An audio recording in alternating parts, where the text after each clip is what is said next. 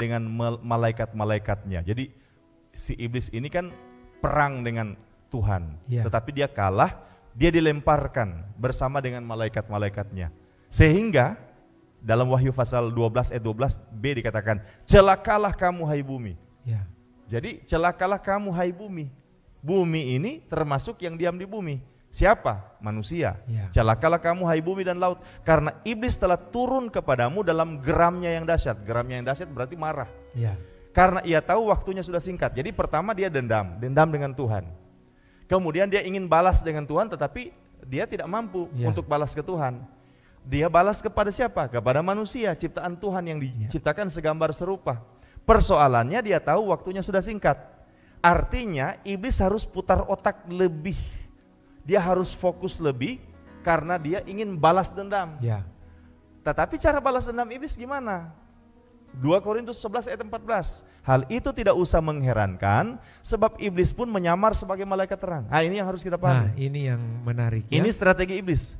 Jadi menyamar sebagai malaikat terang. Pak Devi begini, ini iblis ini menyamar sebagai malaikat. Dia tidak sulit untuk menyamar sebagai malaikat karena dia tadinya malaikat.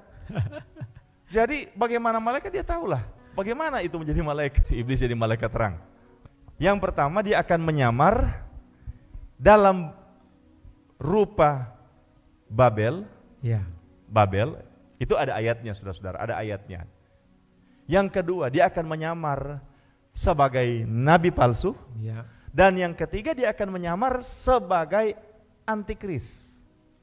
Jadi ada 3 yang akan dia akan menyamar sebagai Babel, sebagai nabi palsu, antikris. Apa maksudnya? Babel itu artinya dia akan menyamar sebagai apa ya? Sebagai budaya dunia. Dia akan menyamar melalui budaya dunia. Nah, kalau nabi palsu dia akan menyamar melalui sistem kepercayaan. Kalau antikris dia akan menyamar lewat sistem pemerintahan. Jadi Babel sistem budaya, nabi palsu sistem kepercayaan, antikris sistem pemerintahan. Dia akan menyamar. Dia akan masuk di 3 ini, Pak Devi. Dia akan masuk di budaya, dia akan masuk di agama, dan dia akan masuk di politik pemerintahan. Jadi artinya Pak Pendeta maksud tadi jangan kita terkecoh hanya dengan chipnya. Karena dia bisa bekerja di 3 hal ini ya. Dia akan kerja lewat 3 hal ini. Bagaimana Pak Pendeta kalau di nabi palsu itu? Jadi begini, jadi iblis itu kan dia kerja lewat 3 ini. 3 pernyataan ini, 3 penyataan. Budaya, agama, dan sistem pemerintahan. Lewat 3 hal ini dia akan melaksanakan strategi penyesatannya. Nah, strategi penyesatannya saya ingin sampaikan ada 3. Yang pertama bisa lihat itu di tim media. Strategi penyesatan ada 3. Yang pertama dia akan laksanakan pembiasaan. Pembiasaan. Ini seperti kalau di sosialisasi. Sosialisasi. Betul sekali Pak Devi dapat istilah yang tepat. Sosialisasi. Coba baca dulu 2 Tesalonika pasal 2 ayat 7. Dalam 2 Tesalonika pasal 2 ayat 7 dikatakan bahwa secara rahasia kedurhakaan telah mulai bekerja. Kalau baca lagi di dalam kitab jadi 2 Tesalonika 2 ayat 7, kemudian coba kembali ke 1 Yohanes 4 ayat 3. 1 Yohanes pasal 4 ayat 3. Roh antikristus itu sudah berjalan. Dan sekarang ini ia sudah ada dalam dunia. Ini roh. Jadi sudah bekerja, sudah ada dalam dunia. Kemudian di ayat yang lain dalam Efesus pasal 2 ayat 2, kamu hidup di dalamnya karena kamu mengikuti jalan dunia ini, karena kamu mentaati penguasa kerajaan angkasa, yaitu roh yang sekarang sedang bekerja di antara orang durhaka. Jadi Pak Devi, yang pertama iblis kan kerja lewat 3. Babel budaya, nabi palsu agama, dan pemerintahan. Antikris, pemerintahan, politik dan ekonomi itu Pak Devi. Jadi dia mulai sosialisasi, dia mulai bikin biasa. Saya kasih contoh Pak Devi, misalnya di budaya. Bayangkan, budaya seks bebas. Semakin biasa. Budaya Sodom. Kalau dulu misalnya orang laki-laki dengan laki-laki jalan, itu aneh. Ya. Laki-laki dengan laki-laki pacaran itu aneh. Ya. Perempuan dengan perempuan pacaran itu aneh. Tapi sekarang sudah diterima. Jadi sudah mulai jalan. Bahkan ada gerakan-gerakan Pak Pendeta khusus untuk mensukseskan mereka masuk sampai ke undang-undang. Mengapa dilindungi. Presiden Barack Obama dikatakan antikris? Ya. Karena di zaman beliau dia legalkan kan ini. Betul. Dia legalkan kan ini. Sehingga orang pikir, oh ini antikris. Ya. Jadi Pak Obama juga, Presiden Obama juga jangan marah karena memang di zaman beliau dia legalkan itu. Ya. Kemudian misalnya di nabi palsu, sistem agama.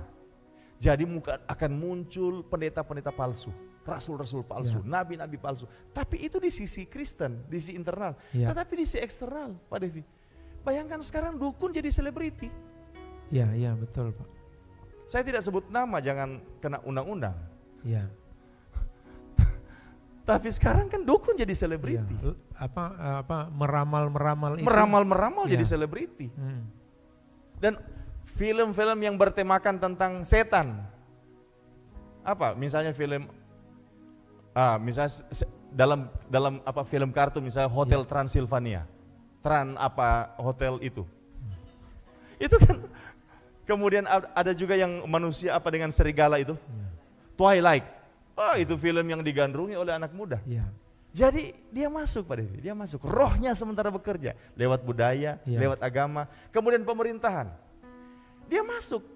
Mungkin antikrisnya, figur antikrisnya belum, tetapi roh antikris di kepala-kepala negara yang membangkang dengan Tuhan, yang tidak mengakui Tuhan sebagai pencipta, tidak mengakui keselamatan.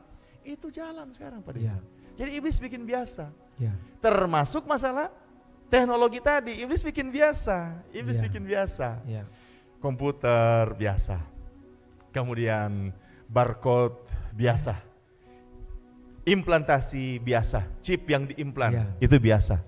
Tetapi hati-hati, karena iblis akan bikin biasa semua itu, sebab dia sementara bekerja di semua aspek. Banyak anak Tuhan tidak mengerti hal ini. Anak-anak Tuhan hanya heboh dengan chip RFID. Anak-anak Tuhan tidak memahami strategi besar iblis. Kemudian cara iblis menyesatkan kedua, yang pertama kan pembiasaan. Yang kedua, dia berusaha meyakinkan seperti cara ular meyakinkan. Kejatuhan dosa pertama. Betul. Ini ya. Coba Pak Devi pikir ya, bagaimana cara iblis meyakinkan Adam dan Hawa dalam kitab Kejadian pasal 3 ayat 3, di mana di dalam kitab Kejadian pasal 3 ayat 3 kan, ayat 4. Tetapi ular itu berkata kepada perempuan, sekali-kali kamu tidak akan mati, tetapi Allah mengetahui bahwa pada waktu kamu memakannya, matamu akan terbuka dan kamu akan menjadi seperti Allah, tahu tentang apa yang baik dan jahat. Pak Devi coba perhatikan ya. Ketika iblis akan menyesatkan Hawa, iblis gunakan apa? Pertama, iblis gunakan ular. Apa itu ular? Ciptaan Tuhan. Setan mengambil rupa ular, atau setan masuk ke dalam ular dan menggunakan ular? Kita tidak ada di situ. Kita tidak ada rekaman videonya juga. Tapi yang pasti setan pakai ular, ciptaan Tuhan. Itu pertama. Yang kedua, setan pakai apa? Buah pengetahuan baik dan jahat. Apa itu? Makanan. Ciptaan Tuhan. Ini kalau buah langsung makan, kita masih belum makan malam ya Pak Devi. Kebetulan saya sudah makan, jadi ingat makanan. Jadi buah ciptaan Tuhan, ular ciptaan Tuhan juga kan. Kemudian iblis pakai apa? Firman. Firman siapa? Firman Tuhan. Jadi saya mau sampaikan begini, ini teknologi ini siapa yang bikin? Manusia yang bikin, betul ya? Manusia yang bikin ini teknologi, termasuk chip RFID ini, manusia yang bikin. Sekarang manusia dibikin pakai apa? Pakai intelek, pakai otak manusia, pakai hikmat manusia. Sekarang itu hikmat manusia dari mana? Dari Tuhan. Saya mau sampaikan begini, semua teknologi itu dari Tuhan. Iblis akan gunakan teknologi itu untuk menyesatkan manusia. Supaya apa Pak Devi? Supaya iblis tidak akan pakai alien. Sekali lagi, iblis tidak akan pakai alien. Iblis akan pakai manusia. Iblis akan pakai teknologi yang merupakan ciptaan manusia. Mengapa? Supaya orang bilang tidak apa-apa. Tidak apa-apa. Iblis kan bilang ke Hawa, tidak apa-apa, kamu tidak akan mati. Dia ingin yakinkan orang supaya orang. Ya. Wow, gitu. Supaya kamu jadi seperti Allah. Ya. Tidak apa-apa pakai itu, tidak apa-apa. Akhirnya tidak apa-apa. Orang yakin, yakin. Dan Pak Devi, semua ini dia laksanakan di setiap aspek. Ya. Di setiap aspek. Dan kalau baca dalam Wahyu pasal 13 kan ayat 8, ayat 16 sampai 18. Wahyu pasal 13 ayat 16 sampai 18, di sana Pak Devi akan didapatkan bahwa semua orang itu dipakaikan tanda supaya bisa membeli menjual. Ya. Dalam ayat yang ke-17 harus pakai itu, ayat 17, supaya orang bisa membeli menjual. Itu membeli menjual apa? Kegiatan ekonomi. Nah, saya mau sampaikan, di budaya sekarang ada kegiatan ekonomi. Iya. Iya kan? Di budaya ada kegiatan ekonomi. Budaya apa? Orang wisata, kegiatan ekonomi. Masuk ke hotel, kegiatan ekonomi. Orang ke agama, kegiatan ekonomi. Sekarang orang waktu zaman corona ini banyak gereja pakai OVO, pakai apa GoPay, apalah yang uang elektronik itu. Iya. Yang masuk di sistem agama. Ya. Kemudian bidang politik, jangan tanya lagi. Bidang ekonomi, jangan tanya lagi. Ya. Bidang kesehatan, tetap itu sudah jadi bisnis. Ya. Semua sudah masuk mamon, Pak Devi, sudah masuk mamon. Ya. Gereja, apakah salah pakai mamon? Gereja harus jadi tuan atas mamon. Ya. Gereja bisa pakai mamon, kata Tuhan, tetapi jangan jadikan mamon itu tuan. Jadi dia masuk, dia menyerbu segala aspek, segala lini.